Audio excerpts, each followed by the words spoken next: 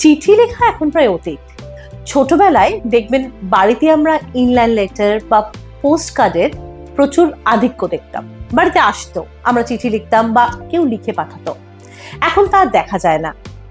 চিঠি এখন অতীতই প্রায়। এই জেনারেশনের ছেলেমেয়েরা বা আমাদের পরবর্তী জেনারেশনের ছেলেমেয়েদের কাছে চিঠিটা একটা গল্প। কিন্তু ভারতবর্ষের পোস্ট অফিস এই চিঠিকে ভিত্তি করে। যদিও বলা হয় যে চিঠির এই যে বেসিক ব্যাপারটা, যে চিঠি লেখা, চিঠি পাঠানো, এটা ইংরেজ আমল থেকে শুরু হয়েছিল, এটা পুরোটা সত্যি নয়, আংশিক সত্যি। তার কারণ চিঠি কিন্তু ইংরেজ আমলের আগেও ছিল, কিন্তু এলিট ক্লাসের জন্য। মানে ধরুন রাজা রাজরারা বা জমিদাররা, চিঠি দেওয়ার বিষয়টা যদি বলি, তাহলে রাজা রাজরা বা জমিদাররা আমন্ত্রণপত্র বা বিশেষ কোনো সংবাদ কিন্তু ডাক হরকরা দিয়ে পাঠাতেন। ঘোড়ায় চড়ে অথবা পায়ে হেঁটে এই ডাক হরকরারা চিঠি পৌঁছে দিত।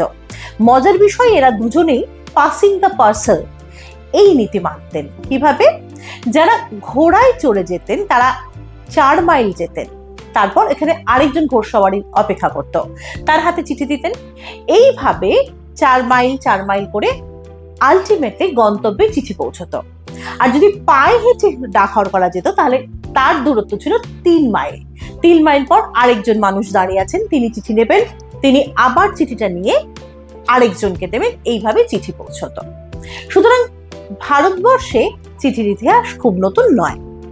কিন্তু চিঠির ইতিহাস নতুন না হলেও সাধারণ মানুষদের জন্য পোস্ট অফিস এটি কিন্তু আসে 1774 সালে ওয়ারেন হেস্টিংসের হাত ধরে, এবং শহর কলকাতাতেই।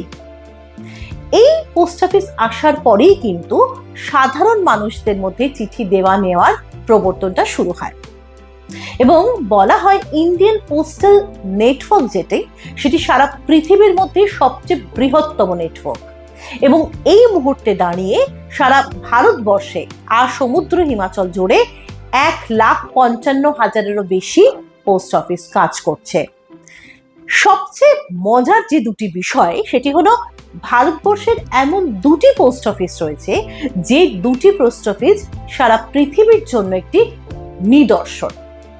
প্রথম পোস্ট অফিসটি হলো স্পিতি ভ্যালিতে হিকিম পোস্ট অফিস। প্রায় 15,500 ফিটের ওপর দাঁড়িয়ে রয়েছে এই পোস্ট অফিস। এই ছোট্ট গ্রাম, মাত্র 23-24টি ঘর থাকে, কিন্তু এই ছোট্ট গ্রামের মানুষদের সারা পৃথিবীর সঙ্গে যোগাযোগ ব্যবস্থার দায়িত্ব নিয়েছে এই পোস্ট অফিস। এত উঁচুতে, এত হাই অল্টিটিউডে সারা পৃথিবীর আর কোনো পোস্ট অফিস নেই। সুতরাং এটি একটি নিদর্শন। আচ্ছা, কাশ্মীর গেছেন? ডাল লেকের কথা মনে আছে? Floating market, floating flower market, floating vegetable market আর ফ্লোটিং পোস্ট অফিস। ঠিক ধরেছেন, ফ্লোটিং পোস্ট অফিস ডাল লেকে।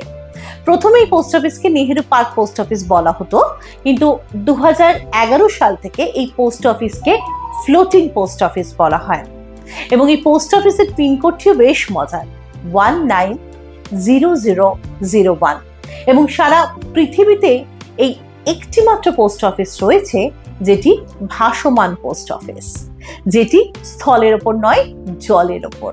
দেখুন, ভারতবর্ষে অনেক কিছু পাল্টেছে, আমরা অনেক জায়গায় এগিয়েছি, আমরা অনেক উন্নতি করেছি, কিন্তু এমন কিছু জিনিস অনেক দিন ধরে রয়েছে যে জিনিসগুলো আমরা সাথে নিয়ে চলতে চাই, যেমন স্পিতি ভ্যালির পোস্ট অফিস বা ডাল লেকের পোস্ট অফিস।